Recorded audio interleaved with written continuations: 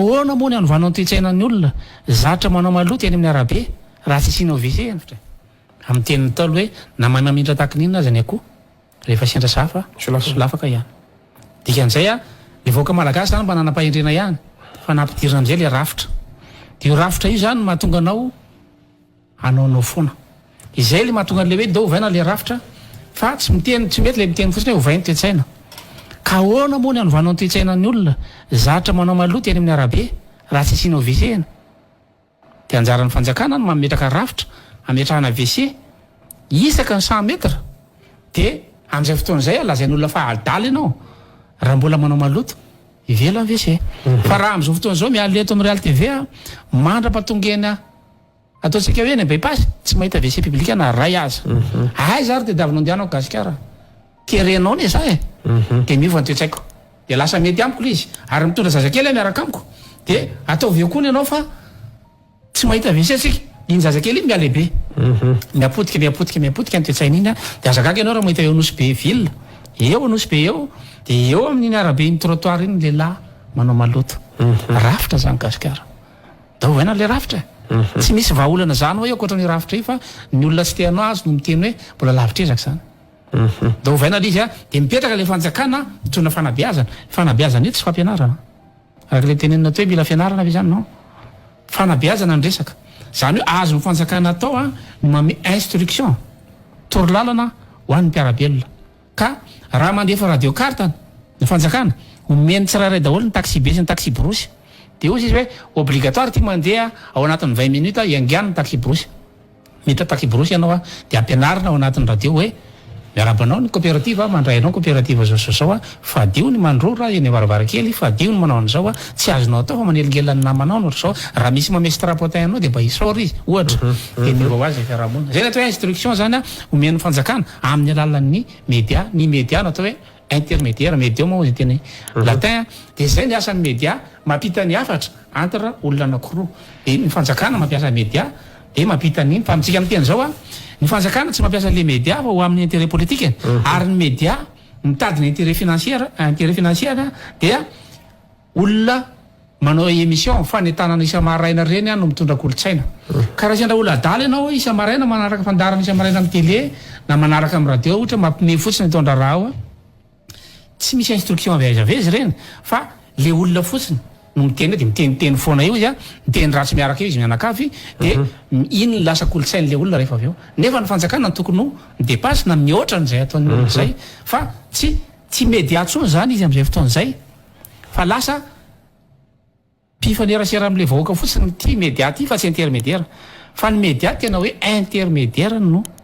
nanaovana azy zay makatrem pouvoir azy a mampita ny avy any amin'ny vahoaka izy makaty amin'ny fanjakana de mampita ny avy any amin'ny fanjakana izy a makany amin'ny vahoaka zay ny atao hoe intermédiaire fa tsy mijery olona intermédiaire tsony média fa efa any mpanao politika izy dia impanao politika io voiziny ao tsy média tsony izy am'izay fotoana zay mazava tsara mihitsy be ny tanàna Antsahasaotra zay voasambotra ny polisy pirenena Omaly 10 avril 2024 Afal miarabantsika amin'izao alatsinainy ny andro pasika zao ny antony nampanatsinatsika sy nanaovana ny conférence presse zao moa dia ndraraha mahakasika ny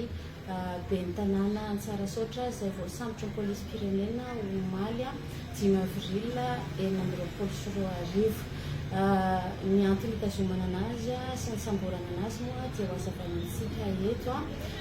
voalohany mahakasika ny toetra raha dia nitory teo anatrehan'ny polisy pirenena tamin'ny 9 febroary 2024 ny ekara diocèse Ambositra fa ny azon'izy ireo zay ao amin'ny tany ao Imanitra Fokotany commune Antsahasaotra dia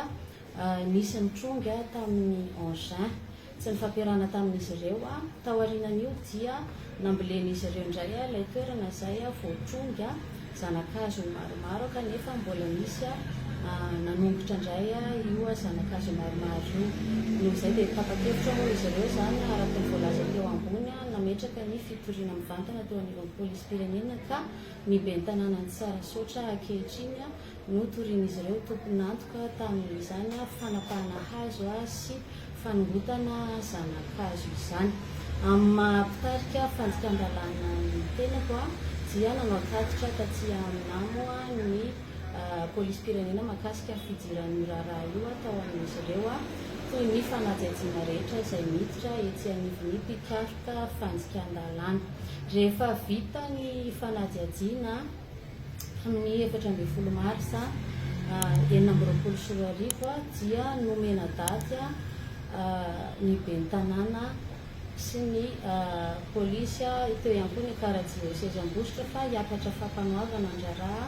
ny 19 marsa 2024.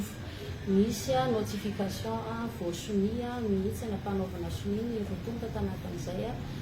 14 marsa zay fa tokony hiakatra fampanoavana. Rehefa tonga nefa ny fotoana ny 19 marsa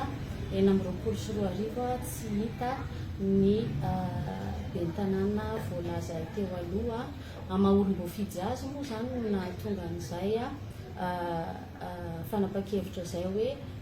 fampahafantarana daty sy sonia no ataony fa noheverina fa hiatrika fampiatsoana izy satria olona azo itokisana anatin'izay asany amandraraha zay kanefa moa tsy tonga izy tamin'ny fahelina 10 marsa io. Fa tsy aoriana ny fahelina 20 marsa dia naverina indray ny fampiatsoana zany ny 14 marsa azafady mba hiakatra fampanoavana indray ny rotonta ny 20 marsa 2024 teo. Kanefa raha nitatitra azo dia azon'ny polisy-pirenena antso ny ben'ny tanàna nilaza fa animady fa ho avy any izy amin'ny fotoanany kanefa koa nandrasana tsy tonga izy teo moa dia nantanina polisy-pirenena satria mahaben'ny tanàna azy ao amin'ny komina Tsarasoatra manana birao izy tokony mipetraka ao izy reo anefa nanao tatitra zany fa mandalindaly any izy no ao ka nanapa-kevitra ny fampanoavana tanatin'izay fa naverina mihitsy aloha ny raharaha ny andrasana ny fisamborana azy amin'ny fotoana izay azahoana azy dia amin'izay no amaritana indray hoe roviana no hiakatra fampanoavana ny raharaha. Omaly tolakandro dia nanao tatitra indray moa ny polisy-pirenena fa azon'izy ireo ilay ben'ny tanàna izay mariantsika eto zany fa efa nikarohana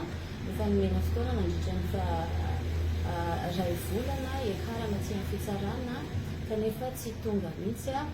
noho izany nomena daty moa polisy-pirenena hoe miakatra fampanoavana indray zany talata ho avy zao zany hoe ny apitso 7 aprily 2024 ary nomena toromarika izy ireo hitazona indray zany ny ben'ny tanàna satria efa tsy atokisana intsony izy amin'ny fotoana sy ny fiantsoana izay nomena azy hatramin'izay. Izay moa ny lalàna mapetraka ho an'ny fiantsoana tsy amin'ny fitsarana ampahafantarina antsika vahoaka ilay izy mba tsy ampisavorivory satria lasa miova resaka zavatra hafa ilay izy eny amin'ny tambajotra serasera eny paikady arahana io atsoina ny olona ampanaovana sonia fa rehefa tsy miatrika izy dia miroso amin'ny fisamborana ny mpikaroka fanjikan-dalàna. Anatin'izay betsaka ihany koa no milaza hoe andro fety mihitsy ve izay no mety nazahoany ny polisy-pirenena ny selitsofina ny renseignement ahafahana hoe eo atoerana indray zany sy ny sampotra anazy fa tsisy hoe fanahiniana na hoe natao mifanojo amin'izay zavatra mahafety anazy zay fa no ny paikady misy sy tsy maintsy arahana no nahatonga an'izay ampahafantarina vahoaka rehetra zany fa rehefa mba miantso ny aty amin'ny fitsarana misy convocation mazava dia miatrika ianao fa tsy miala amin'izay fiantsoana izay satria amin'ny fotoana fotsiny izay tsy atrehanao indray mandeha indroa andray fiantsoana reny dia fehiverina tsy anatry amin'ny fitsarana fa milefy ianao mitsoka fitsarana dia miroso amin'ny fisamborana mpikaroka fanjikan-dalàna izay tarihan'ny entiny fampanoavana. Ny amin'ny fiantsoananareo androany moa zany satria ny raharaha mbola tsy hoe hiakatra raha pitsy vao miakatra fitsarana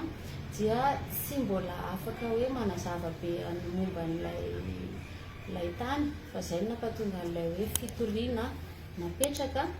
no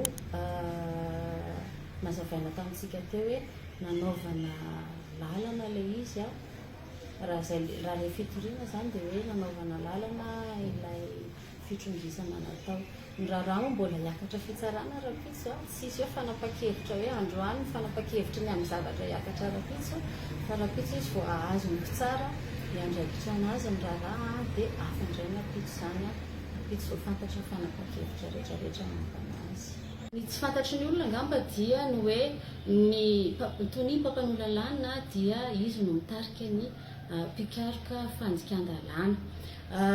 Araky ny fivoriana ny fanaovan'ny mpikaroka fanjikan-dalàna hatramin'izay a dia efa nitenenina ireto